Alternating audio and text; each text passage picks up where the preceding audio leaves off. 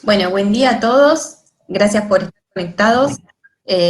Hoy, como habrán visto, es el simposio que hacemos en conjunto entre PC Anestesia y Fresenius Kabi, que vamos a estar hablando en el día de hoy. Voy a pasar la siguiente diapo.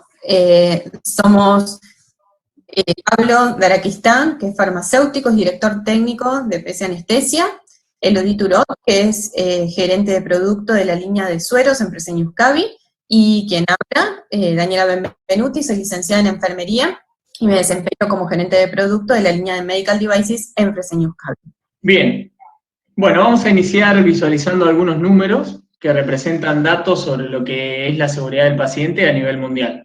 Como podemos observar en la diapositiva, por año existen alrededor de 134 millones de eventos adversos por falta de seguridad en la atención del paciente, de los cuales al menos el 50% se considera prevenible o evitable. Sabemos bien que las infecciones que un paciente adquiere durante un tratamiento hospitalario existen y significan una complicación y una extensión en la estadía del paciente, ¿no?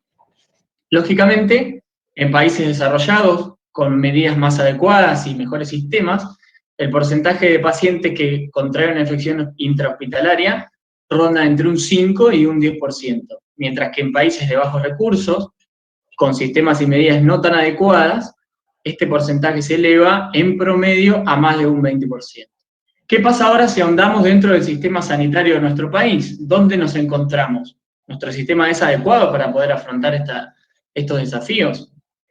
Observamos que es un sistema fragmentado, sectorizado por capital de ingreso y posibilidades de acceso, con presencia de un sector público regido a su vez con diferentes políticas nacionales, provinciales y municipales, un sector privado y con participación de entidades de seguridad social como mutuales u obras sociales. Encontramos entonces una necesidad importante de lograr equilibrar los distintos sectores de la salud, buscando una mejora y de darnos cuenta que hay algunas medidas que forman parte simplemente de lo que son nuestras decisiones y que pueden llevar a una mayor seguridad del paciente, y es en este punto donde deseamos hacer foco. Bien, y cuando vemos por qué elegimos al enfermero y por qué consideramos que su rol es tan relevante en esta situación, vemos que el enfermero ha tomado una relevancia sumamente importante en los últimos años. De hecho, 2020 fue el año internacional de las enfermeras, dictaminado por la OMS y varias asociaciones de enfermería, y vemos que en lo que es la toma de decisiones es la columna vertebral del sistema sanitario, con lo cual, en muchos casos, su liderazgo y su capacidad para poder evaluar las necesidades que tienen los pacientes es crucial. Entonces vemos que cada acción, cada tratamiento que llevamos a cabo y cada definición que hacemos con respecto a un tratamiento va a tener consecuencias, ¿sí? Nuestro campo de acción en cada decisión que tomamos tiene una consecuencia. Y estas consecuencias generalmente las vemos relacionadas con el tiempo que nos insume, con la energía que nos lleva el realizar estos tratamientos y también todo lo que es relacionado al presupuesto que consumimos en la atención sanitaria. Tan importante es el rol que tiene el enfermero en este equipo, que surge en este último tiempo una nueva figura, que es el White Nurse, que para nosotros sería el enfermero ¿por qué?, que lo que hace es un enfermero que, imagínense la importancia que tiene, que depende directamente del director médico o del CEO de una institución privada. ¿Y qué se busca con esto?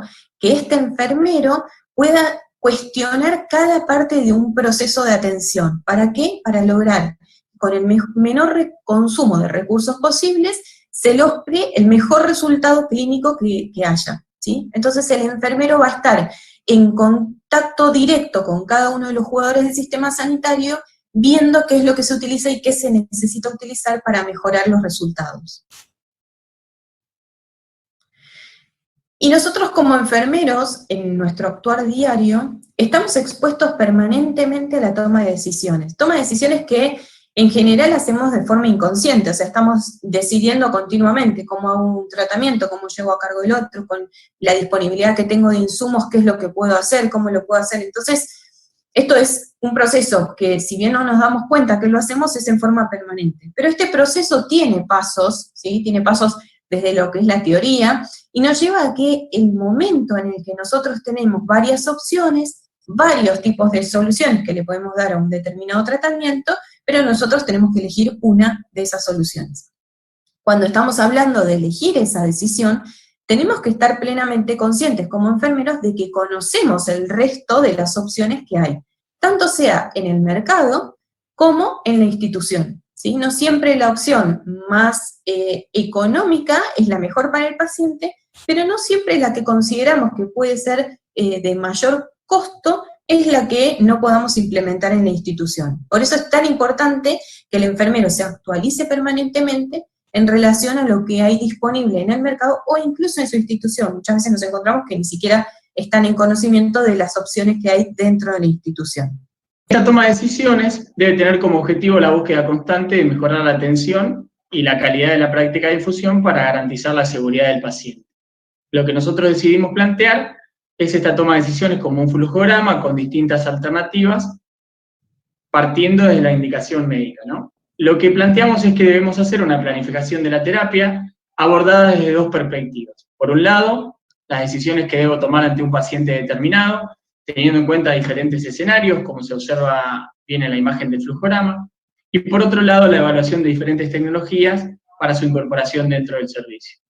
El conjunto de ambas perspectivas debe estar guiado por puntos claves, como ser la viabilidad de la aplicación clínica, la prevención de infecciones, la seguridad, la eficacia, la confiabilidad y el costo.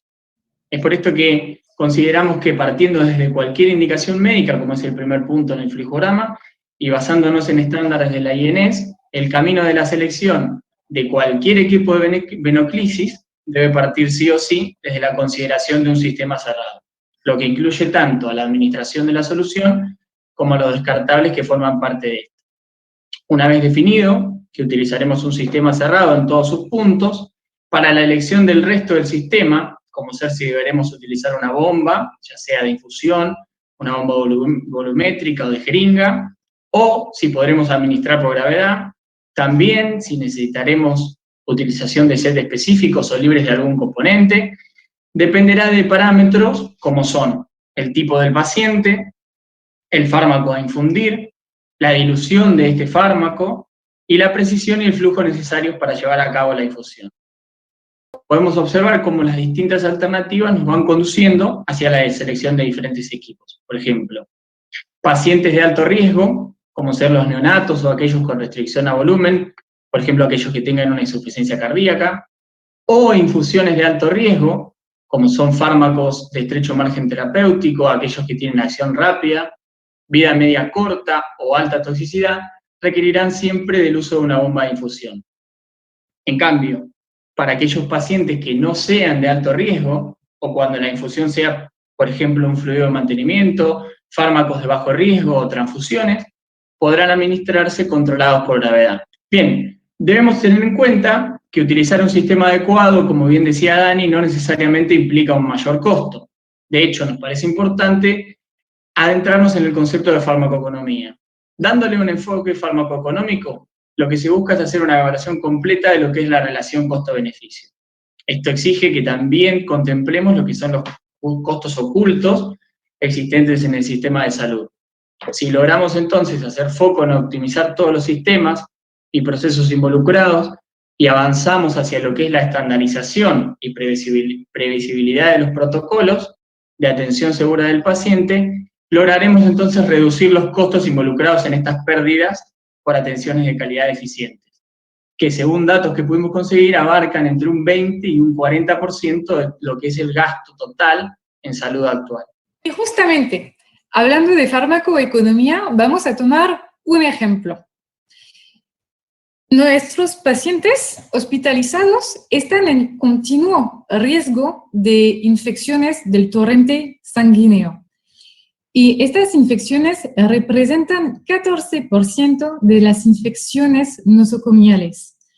Es así que se han establecido pautas de prevención, pero también protocolos de manejo para reducir el impacto de estas infecciones. Y nosotros tenemos un papel, un rol clave acá. ¿Cómo podemos disminuir este número? Bueno, lo podemos disminuir gracias a un sistema, a un circuito cerrado. Realmente el circuito cerrado es la base de una infusión segura. ¿Qué es un sistema cerrado? Un sistema cerrado es un sistema de infusión que no permite el contacto con el medio ambiente. Y ven que este sistema cerrado puede detener más de la mitad de la tasa de infecciones del torrente sanguíneo en comparación con un sistema abierto. Hay muchas publicaciones sobre este tema realmente, y como lo pueden ver acá con el gráfico que tenemos, es que gracias a un solo envase, gracias a un suero que nosotros usamos todos los días y realmente masivamente en los servicios, podemos mejorar la seguridad del paciente y disminuir estas infecciones del torrente sanguíneo. Sabemos que las infecciones del torrente sanguíneo tienen costos asociados y costos muy altos. Por ejemplo, prolongan drásticamente las hospitalizaciones de los pacientes. Como de 5 hasta 10 días más los pacientes se quedan en el hospital.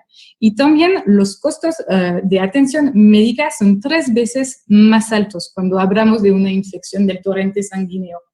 Pero lo que podemos también ver con este estudio de farmacoeconomía es que los resultados mostraron que finalmente logramos obtener un ahorro mayor al 85% de los costos totales por estas infecciones intrahospitalarias.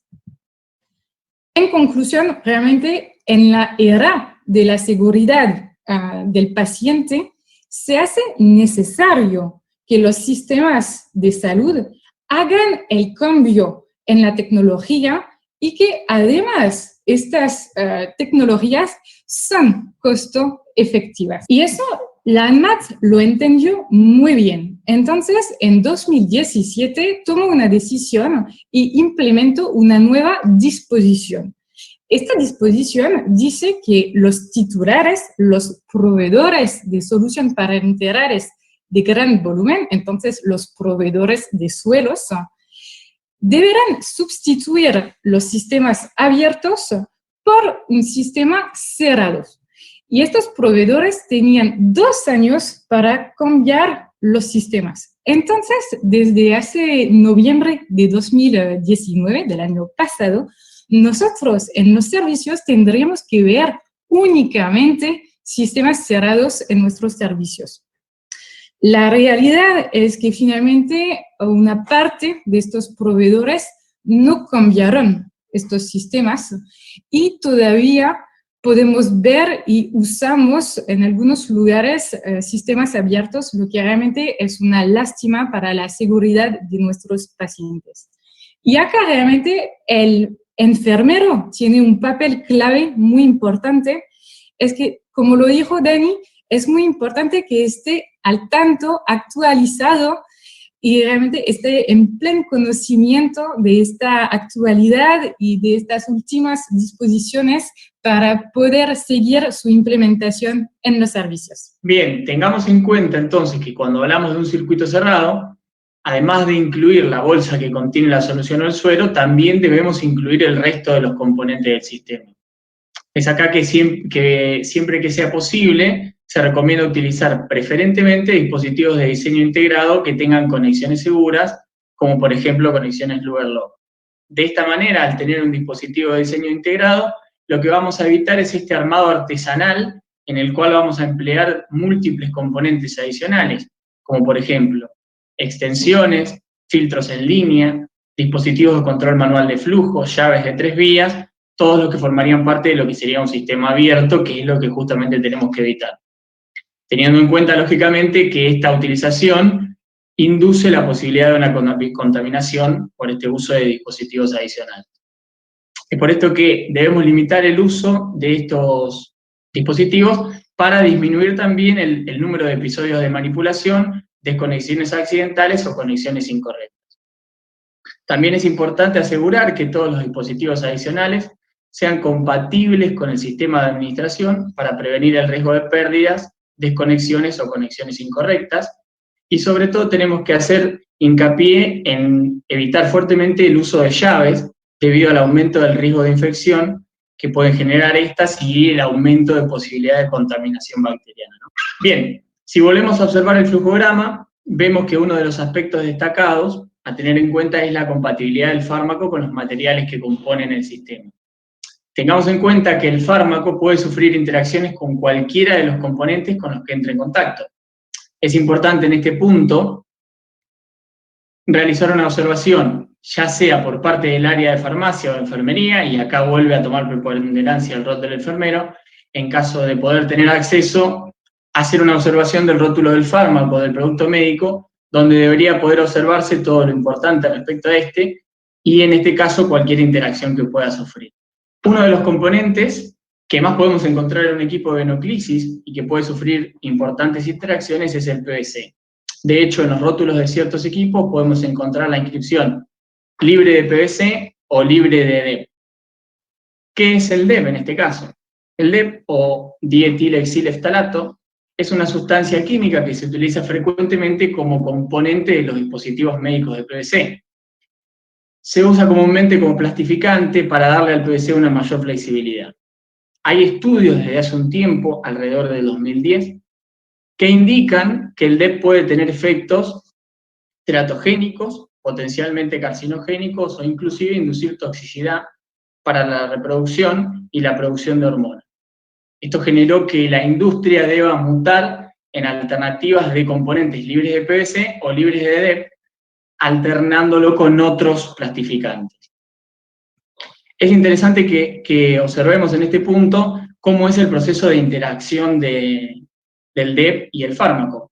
Esto puede ocurrir de dos formas y por un proceso físico-químico conocido como sorción. Lo que puede ocurrir es que la molécula del fármaco interaccione con la bolsa o con la tubuladura que contiene el PVC y el DEP y extraiga al DEP hacia la solución y lo haga ingresar en el organismo por un proceso conocido, como se ve en la imagen, como lisiviación, o puede ocurrir el proceso inverso, es decir, que el fármaco interaccione con el DEP y quede absorbido en la pared de la tubuladura o se absorba hacia el interior. Esto va a hacer, lógicamente, que la dosis de fármaco que ingrese al organismo sea menor. Bueno, observamos ahí también que hay varios dispositivos afectados, como ser bolsas, tubos intravenosos, catéteres, con la tubuladura, bolsas de sangre y tubos de infusión. La cantidad de DEP que filtre va a depender de varios factores. Entre ellos vamos a encontrar la temperatura, el contenido lipídico del líquido, que a mayor contenido lipídico, mayor interacción, y lógicamente de la duración del contacto del fármaco con el plástico, que también a mayor cantidad, mayor interacción. Bien, y acá lo que podemos observar es que no es un caso de un solo fármaco, hay una gran cantidad de fármacos que sufren esta interacción. En el cuadro izquierdo podemos observar de procesos de absorción, varios y con las especificaciones correspondientes, y en el cuadro derecho, sobre todo los fármacos citostáticos, que sufren interacciones de filtración, es decir, como el caso podemos ver ahí del paclitaxel o el etopósido, lo que van a generar es una interacción del fármaco que va a extraer este DEP, componente del PVC, a la solución y hacer que ingrese en el organismo. Bien, y llegamos a la parte bastante crítica, que es la selección del sistema de infusión, ¿sí? Con cada medicación que uno va a administrar, vamos a ver que tenemos un determinado momento donde tenemos que definir si este fármaco se va a administrar por gravedad o por bomba. ¿Qué es lo que va por ahí a hacer la diferencia? Principalmente tenemos varios factores que tenemos que resolver o tener en cuenta al momento de tomar la decisión de qué sistema de infusión vamos a utilizar. Pero en este caso, la selección a la que estamos expuestos tiene un impacto importante en los costos sanitarios, ¿sí? Con lo cual vamos a ver que la disponibilidad de equipos no es ilimitada, ¿sí? Generalmente están divididos por servicios y uno tiene como que enfocarse en cuáles son los fármacos que requieren, que sí o sí deben ser utilizados con una bomba y cuáles por gravedad. Dentro de las ventajas que tiene ser utilizado una bomba para administrar un fármaco, obviamente es la seguridad que nos brinda. Tenemos alarmas que nos aseguran o también pueden dejar la tranquilidad al enfermero de que el tratamiento, si no hay ningún tipo de pauta de alarma, se está administrando correctamente según fue programado. También a medida que aumenta la precisión que necesitamos de la droga, vamos a necesitar que también haya un equipo que nos asegure cumplir con esa precisión. Lo mismo que la velocidad, si la velocidad es muy baja y la precisión es alta, vamos a necesitar una bomba. Y también, hoy por hoy, ya disponemos de bombas que pueden ser programadas con las unidades que figuran en la indicación médica. Si yo tengo la indicación de X gamas por kilo hora, yo ya puedo cargar eso en la bomba y evitar ese riesgo de la conversión de la unidad al flujo a mililitros hora, que muchas veces puede existir, ¿sí? Entonces vamos a ver que al momento de definir, básicamente, y en el 99% de los casos, depende del enfermero la selección del sistema de infusión, y es el enfermero quien tiene que saber cómo administrar los recursos disponibles. Y ahora vamos a pasar a la siguiente diapositiva. Lo que queremos compartir con ustedes, estuvimos hablando mucho desde la parte teórica de cómo organizar la toma de decisiones, un flujograma que nos permita fácilmente conocer o rápidamente organizar en nuestra cabeza cómo tomar una decisión correcta, pero esto en realidad uno se pondría en el lugar de ustedes, bueno, esto es muy lindo, es muy teórico, pero en la práctica no es tan sencillo. Entonces se nos ocurrió compartir con ustedes testimonios de colegas de diferentes ámbitos, desde lo que es público, privado, domiciliario, que nos permitan mostrarles que realmente el rol del enfermero es un rol clave al momento de la toma de estas decisiones. La seguridad en las terapias infusionales depende de muchos factores. Uno de ellos está relacionado con la selección adecuada del producto a utilizar, como por ejemplo conectores, guías, prolongadores, en lo cual debemos estar permanentemente en la búsqueda de que estos sean compatibles entre sí. Desde mi experiencia en la gestión del recurso material, es muy importante la misma, ya que al momento de evaluar el producto, debemos analizar el costo-efectividad del mismo.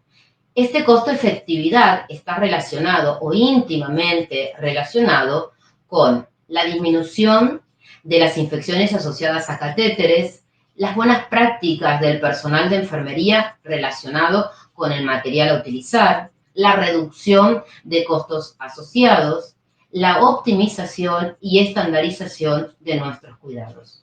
Para concluir, es necesario que los sistemas de salud adhieran el uso de estos circuitos, contribuyendo a las mejoras en la calidad de atención y en la seguridad de nuestros pacientes.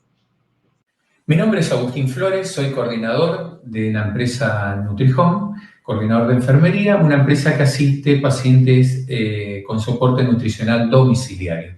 Dentro de mis funciones está la de evaluar insumos médicos, homologar en sus características y dentro de esto los insumos descartables. Quiero recalcar que enfermería tiene cada vez más una participación activa en este proceso de validación, ya que enfermería es la que ocupa todos estos insumos, por lo tanto tiene un peso de decisión realmente importante. Nosotros en primera instancia lo que hacemos es definimos cuáles son las características de estos insumos, cuáles son las condiciones de calidad que deben reunir para su utilización. Luego establecemos quiénes son los proveedores que nos pueden distribuir estos insumos. Luego establecemos el proceso de validación y control de los insumos para posteriormente definir quiénes son los responsables finales de la aprobación.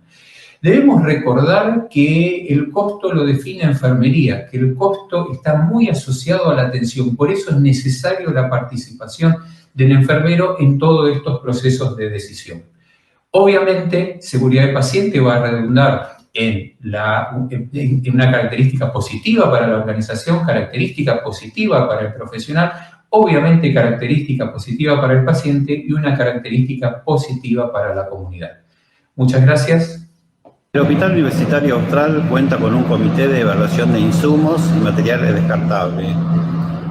Este comité está conformado por un integrante de neonatología, pediatría, médico de terapia intensiva adulto pediátrico, quirófano, servicio de anestesia, servicio de compra, farmacia, kinesiología, control de infecciones, esterilización, dirección de enfermería dirección del hospital y otros. Todos los insumos que van a ingresar al hospital se solicita la ficha técnica y las autorizaciones del ANMAT y otros.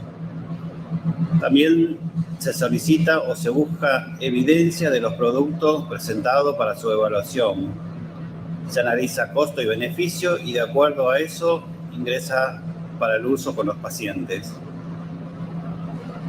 Andrea, ¿cómo participa enfermería en la evaluación de insumos? Bueno, enfermería participa a través de la gestión de insumos, nos traen material a prueba, nosotros lo utilizamos con los pacientes que están internados en la terapia. Estos materiales los usamos y después de probarlos completamos una ficha de evaluación en donde nosotros podemos valorar la calidad del producto que nos trae el material, del empaque, ¿sí? Y los comparamos con los materiales que tenemos en utilización actualmente. En la ficha de evaluación, que es esta, nosotros ponemos el servicio, la fecha, quién lo evalúa, las características que observamos en el producto, ¿sí? Y también la calificación. Lo que hacemos es lo comparamos con los materiales que tenemos actualmente y lo ponemos en prioridad o no, depende cómo evaluemos el producto, ¿sí? Comparándolo siempre con lo que estamos usando. Bueno, y un poco este era el cierre de esta parte teórica que hicimos hasta ahora, donde queríamos mostrarles que esto pasa en el diario, que los colegas enfermeros siempre son los que van a tomar estas decisiones y de los que realmente hay que tomar referencia, que no es fácil claramente, pero que fíjense que en estas tres diferentes instituciones, que son realmente muy diferentes en cuanto a tamaño, incluso la parte domiciliaria, existe todo lo que es un procedimiento para evaluación de insumos y para validación, y todo esto está hecho por enfermería. Y ahora, después de esta parte un poco más teórica, vamos a ver justamente dos casos clínicos. Arrancamos con el primero. Nuestro paciente es un paciente oncológico en hospital de día, se llama Santiago y tiene 58 años. Tiene un diagnóstico de cáncer de esófago, adenocarcinoma, y tiene un tratamiento preoperativo con paclitaxel y también con carboplatino. Requiere 6 ciclos juntos, con 6 semanas de rayos, y la indicación médica es la siguiente. Paclitaxel. Con esta droga necesitamos también un filtro de 0.22 micras y carboplatino. Como bien decía Elodie, tenemos a Santiago, que es un paciente oncológico, que va a necesitar de 6 ciclos, ¿no? Con 2 fármacos. Entonces, bueno, definimos seguramente iniciar con un sistema cerrado, como ya lo habíamos visto antes, para la administración de estos fármacos. Si vamos al tipo de paciente, tenemos un paciente oncológico, que es un paciente de alto riesgo, aunque en este caso está con un tratamiento prequirúrgico, lo que nos va a dar la posibilidad de infundirlo tanto con una bomba de infusión o con una administración por gravedad controlada. Dentro de los fármacos tenemos 2, tenemos paclitaxel y tenemos carboplatino. El carboplatino es un fármaco que no nos va a presentar mayores inconvenientes, pero el paclitaxel sí es un fármaco que presenta incompatibilidad con algunos materiales, que ahora lo veremos en mayor detalle. En cuanto a la dilución, por ser un paciente adulto vamos a tener una dilución mayor a 50 mililitros, lo que nos daría la posibilidad de utilizar una bomba volumétrica. La precisión de la infusión va a ser una precisión intermedia. Ahí volvemos a encontrar la alternativa de poder hacerlo por una bomba de infusión o por gravedad. Y vamos a tener un flujo alto según las indicaciones que ahí veíamos, que también nos llevaría a decidir utilizar una bomba de infusión. Acá en este flujograma lo que podemos encontrar entonces en un paciente, al ir analizando las distintas alternativas, distintas formas de utilizar el set de infusión, ya sea por bomba o por gravedad. Y bueno, esto que decíamos de quizá en un mismo paciente, las alternativas que mientras sea controlado y de una forma consciente, pueden ser ambas utilizables, digamos. Siguiente diapo. Nos pareció importante, como justamente estamos tratando un citostático, en el caso del paclitaxel, el paclitaxel se va a preparar en una solución inyectable en cloruro de sodio o solución fisiológica al 0,9%, o en una solución de dextrosa al 5%. tiene la particularidad del paclitaxel de tener una estabilidad bastante corta, por lo cual deberá administrarse inmediatamente una vez preparado. Lo que nos pareció importante es destacar que este sistema cerrado, que ya veníamos destacando, para la administración, digamos, del fármaco, también lo deberíamos mantener en lo que es la preparación en farmacia del fármaco en este caso, ya sea una reconstitución o una dilución. En este punto debemos tener condiciones de asepsia y tomar los cuidados para prevenir la contaminación acá también. Tengamos en cuenta, como bien dice ahí, que a lo largo del proceso nuestra responsabilidad es ofrecer dispositivos que limiten la exposición a medicamentos peligrosos, como son los sistemas cerrados y los dispositivos sin aguja. Volviendo al caso del paclitaxel, como decía ahí en la indicación, el paclitaxel va a necesitar de un filtro de 0,22. Es importante que sepamos cuál es la importancia de este filtro, porque quizá tengamos el inconveniente al momento de administrarlo de que este filtro se tape o se obstruya y pensemos en la alternativa de hacerlo sin este filtro, ¿no? La importancia de este filtro es porque el paclitaxel tiene el inconveniente de a veces presentar turbidez o precipitación, entonces con ese filtro lo logramos evitar.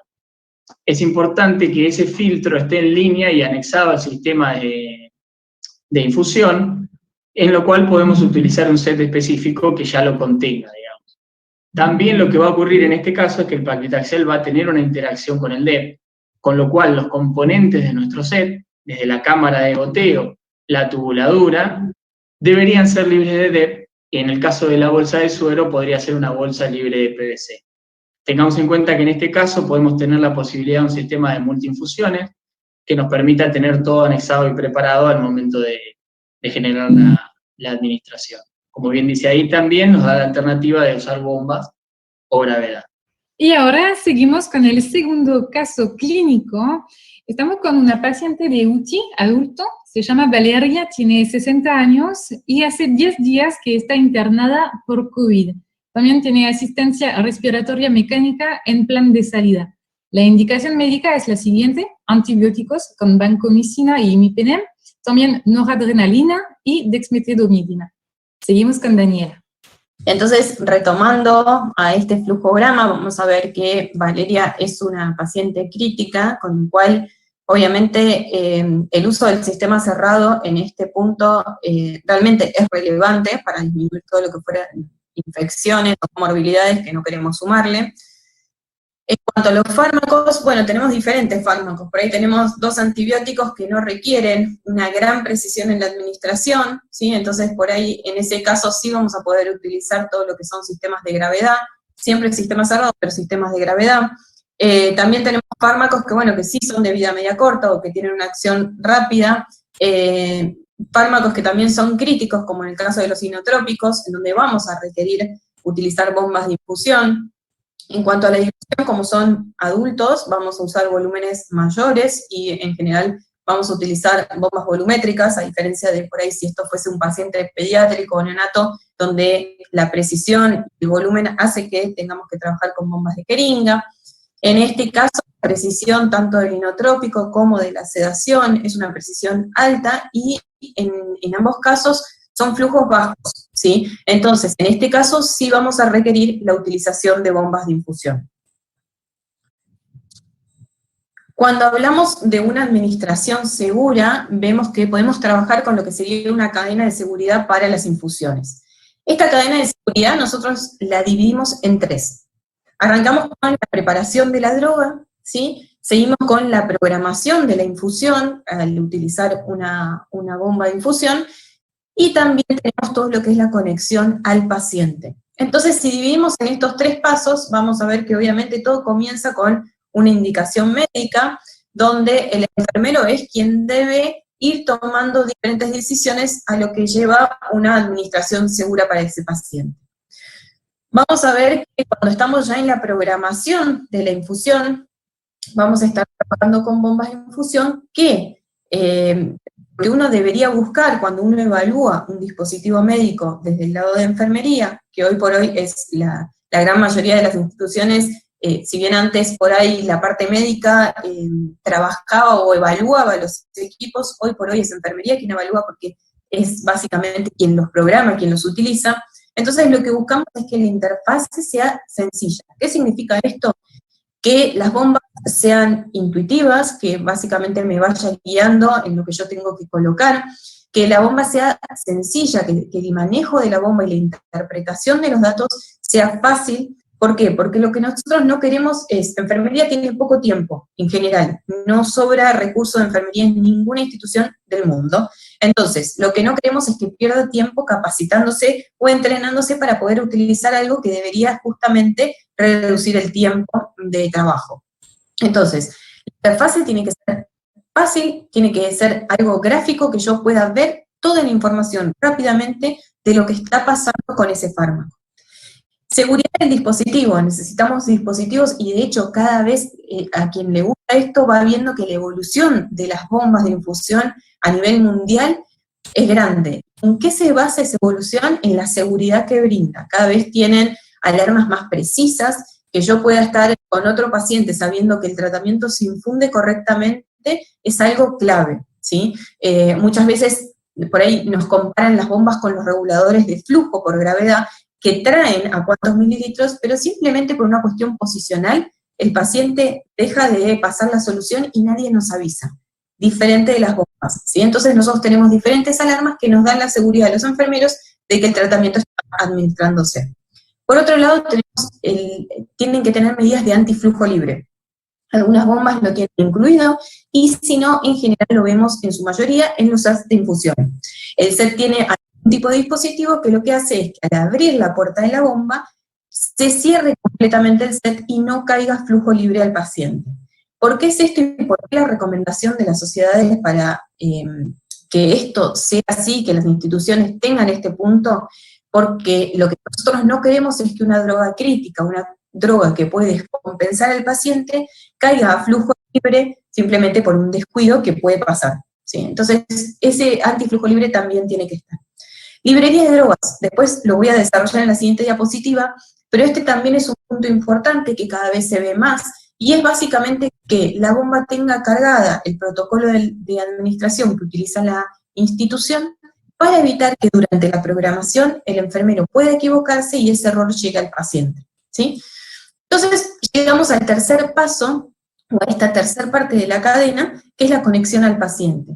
Y esta conexión al paciente no es menor, ¿sí? Porque muchas veces nos focalizamos en la preparación, en la programación de la bomba, y después estamos utilizando diferentes accesorios. Vemos muchas veces que se hacen adaptaciones. Yo tengo un catéter unilumen y necesito 3 entradas, y por ahí tengo todo un canal de llave de 3 vías. Bueno, la idea de esto es tratar de encontrar, porque muchas veces esas adaptaciones en costos son mayores que si yo tengo un dispositivo libre de aguja que conecto al acceso del paciente y simplemente trabajo con eso, ¿sí? Entonces, todo lo que sea sistemas de infusión cerrados para la administración también son un punto positivo y que favorecen y disminuyen todo lo que sean riesgos para el paciente.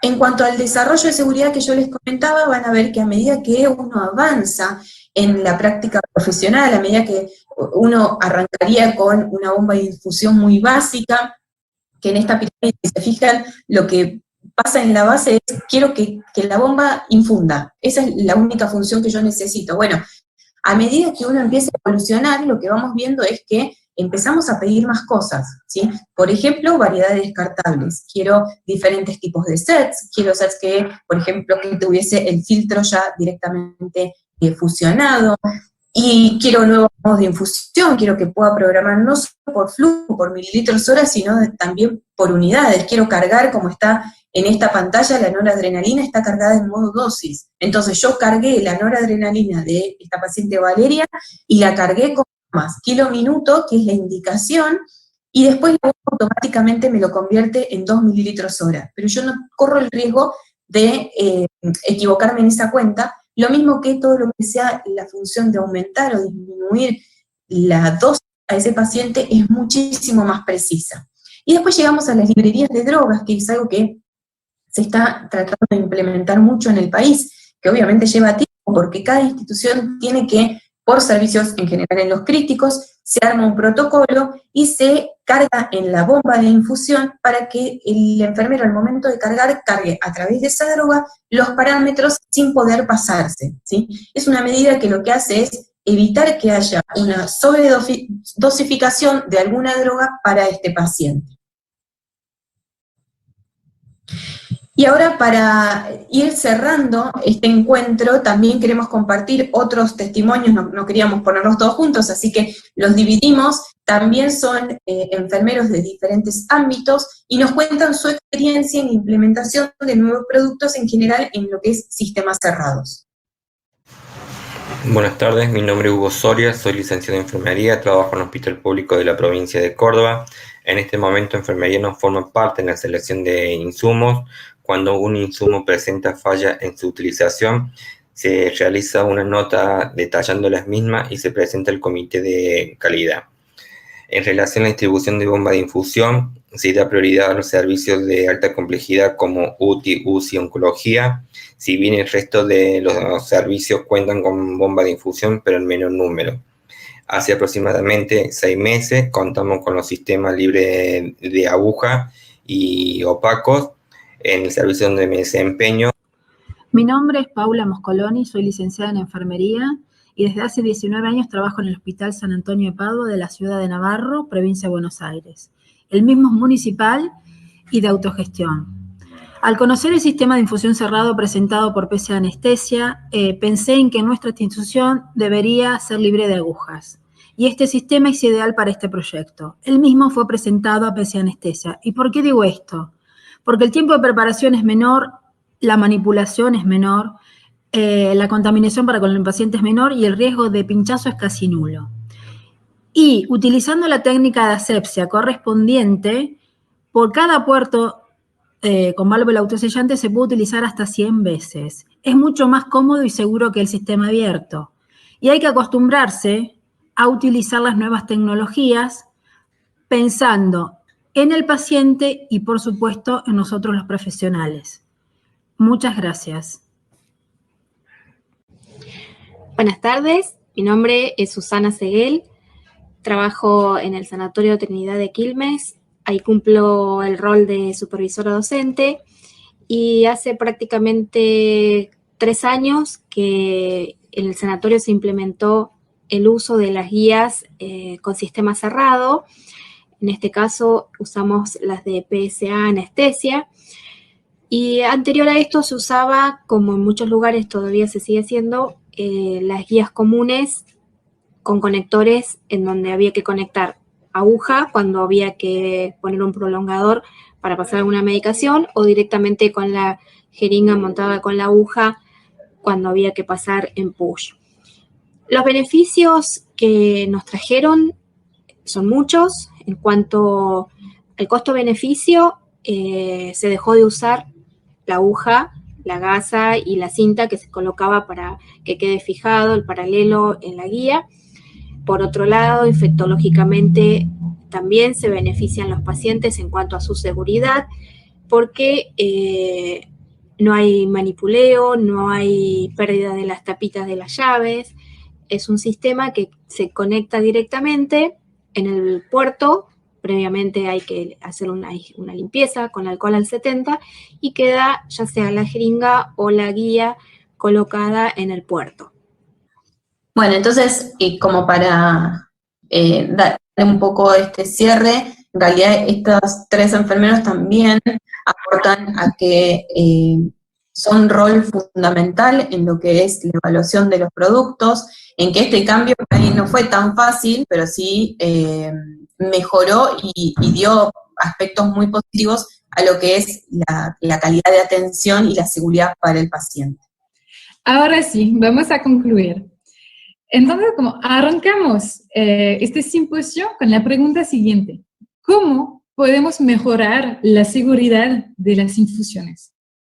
Es verdad que en este momento estamos con un contexto económico complejo, eso sí, y que no tenemos un presupuesto ilimitado. Y la verdad es que el año que viene va a ser mucho más complejo y también cada vez más controlado va a ser el presupuesto. Pero lo que vimos con esta charla, con este simposio, es que la seguridad no es siempre sinónimo del aumento de los costos. y vimos distintas opciones y sencillas de implementación como realmente posibles para sus servicios que no van a aumentar este presupuesto. También para contestar con esta pregunta de cómo podemos mejorar la seguridad de las infusiones, yo creo que la respuesta es sencilla, clara. La podemos mejorar gracias a ustedes, gracias a los enfermeros. El enfermero realmente es el líder del cambio institucional y también es clave en la gestión de estos insumos. Y justamente al momento de elegir los descartables, de elegir estos insumos, siempre tenemos que pensar en la seguridad del paciente para brindar un cuidado de calidad. Así que muchísimas gracias por participar, por escucharnos y ahora quedamos disponibles para sus preguntas o consultas.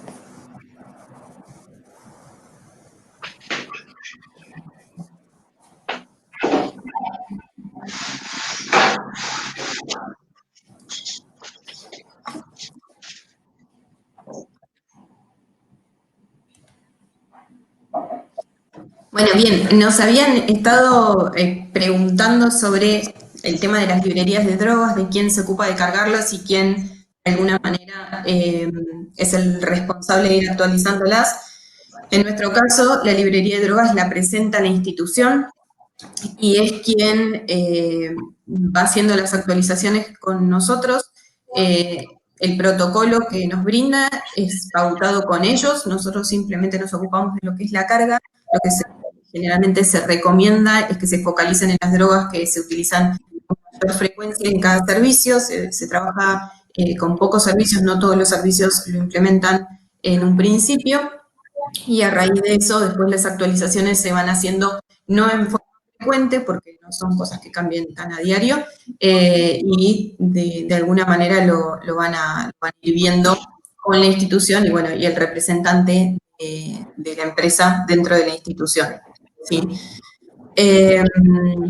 Bueno, después otra de las preguntas que también nos estuvieron haciendo es qué pasa cuando yo tengo que hacer el recambio de una solución, de qué manera yo puedo mantener ese circuito cerrado. Hicimos mucho hincapié en esto de mantener los circuitos cerrados, de tratar de no tener conexiones extras, de que no haya llaves de 3 vías y que, bueno, que de alguna manera a nosotros eso nos afecte en justamente lo que es la excepción.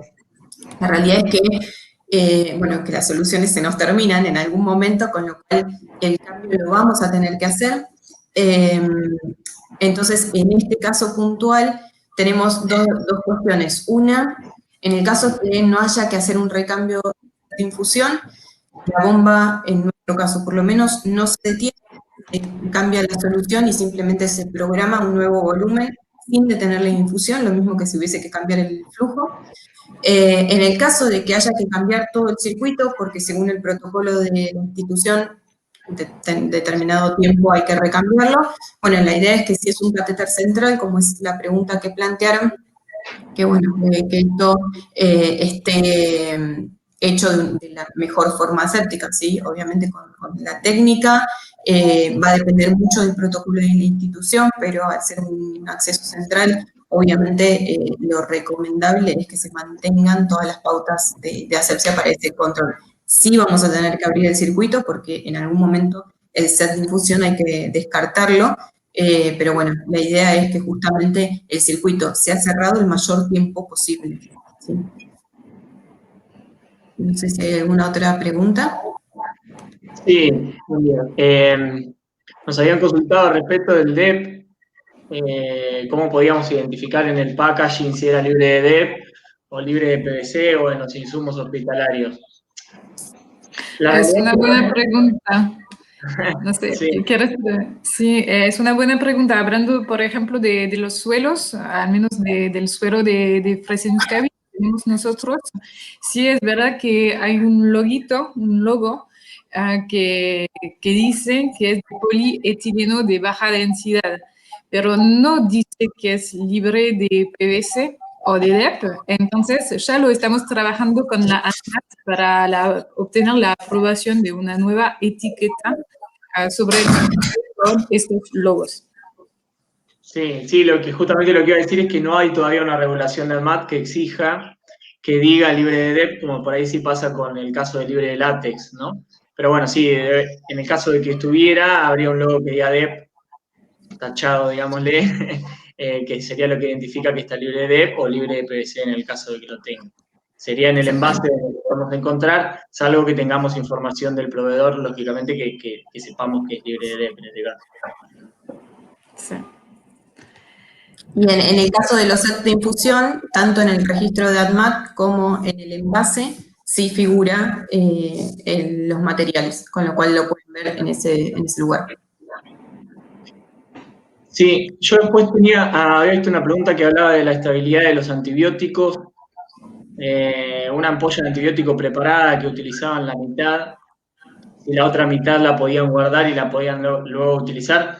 Yo creo que depende sobre todo va a depender de la estabilidad físico-química del antibiótico que estemos teniendo, si es estable más o menos de 24 o 48 horas, y después depende de la preparación, si lo preparamos en una campana de seguridad biológica, puede llegar a durar más de 48 horas, si no, según USP, la duración máxima es de 24 horas. Eso es lo que entiendo, pero va a depender del protocolo que adquiera cada institución, lógicamente, y a qué regulación se adapte. Y acá les leo otra pregunta. ¿El sistema cerrado de infusión de medicamentos es solo para quimioterapia o para otros medicamentos? No es también para los otros medicamentos, exactamente. Por ejemplo, la nueva normativa de la ANMAT establece ahora el uso justamente de estos sistemas cerrados para todos los servicios. Entonces, es para todos los fármacos ahora. Y bueno, después voy cerrando porque ya hay 2 minutos. Tenemos preguntas, una que nos plantean desde Mendoza, que el hospital todavía no implementa el circuito cerrado, si podemos fundamentar el uso y proveer material. Podemos proveerles material, se pueden contactar con nosotros o también con nuestros representantes que también tenemos en Mendoza. Y bueno, y obviamente les podemos dar el apoyo, ¿sí? Y después desde Perú nos dicen felicitaciones por sus experiencias y cómo podemos hacer para que se lleve este sistema a mi hospital en Perú. Bueno, también desde Freseñuscaví sí tenemos apoyo en Perú, tenemos de hecho una filial en Perú, así que se pueden contactar con ellos y trabajarlo en conjunto. No sé si quedan varias preguntas, Dani. De última, si no llegamos, podemos ver la forma después de enviar las de respuestas. contestárselas, sí. Sí. Bien. Bueno, les queremos agradecer que se hayan conectado hoy con nosotros. Para nosotros es muy importante seguir trabajando en conjunto. De hecho, lo hacemos con 2 empresas que somos totalmente diferentes. Así todo encontramos que nos unía la preocupación por la seguridad del paciente y que veíamos que podíamos trabajarlo en conjunto y mostrar que siempre hay que trabajar en conjunto, que esto que hablamos de interdisciplinario no deja fuera a nosotros tampoco, y que estamos totalmente convencidos que es la forma en que podemos mejorar el cuidado de nuestros pacientes. Así que les agradecemos muchísimo que hoy estén con nosotros, que a pesar de este día hermoso hayan elegido estar acá conectados y esperamos que cualquier cosa que necesiten obviamente nos pueden contactar. Muchas gracias. Muchas gracias a todos.